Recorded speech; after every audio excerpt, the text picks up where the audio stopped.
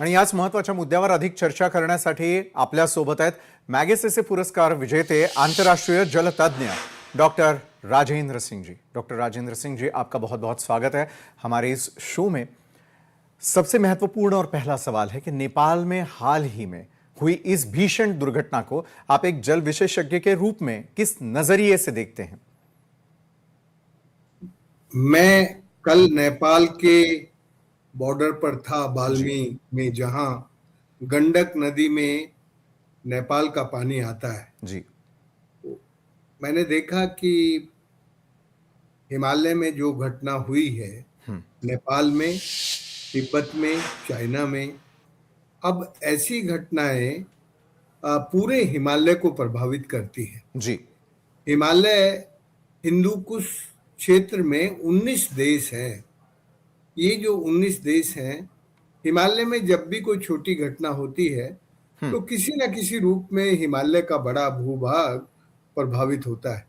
ये घटना हुई नेपाल में, लेकिन भारत को भी इसका जो कष्ट है, दुख है, वो झेलना पड़ रहा है।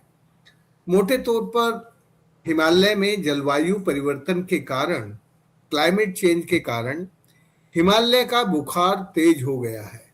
हिमालय को बुखार आ रहा है, माइनिंग के कारण, डिफॉरेस्टेशन के कारण, इरोजन के कारण।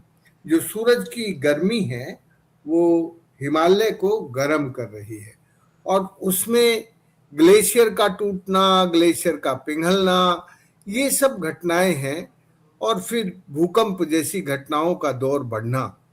तो कल की, परसों की जो घटना है वो एक तरह से ग्लेशियर के टूटने से ज्यादा आक्रामक हुई है। लेकिन पहले यदि हम देखें तो हिमालय में जिस तरह के जंगल थे, और हिमालय की अपनी जो कुशन, अपनी जो एब्जॉर्ब करने की ताकत थी, उसके अंदर की जो अपनी शक्ति थी, वो अब बहुत कम हो गई है। जी। हिमालय अब कमजोर हो गया है।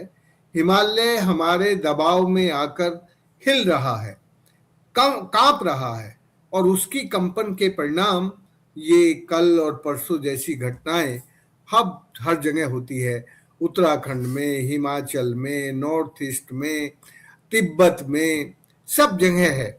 ये पूरे का पूरा हिंदुकुश कजाकिस्तान तक फैला हुआ, लंबा, इसकी पूरी आबादी करीब 200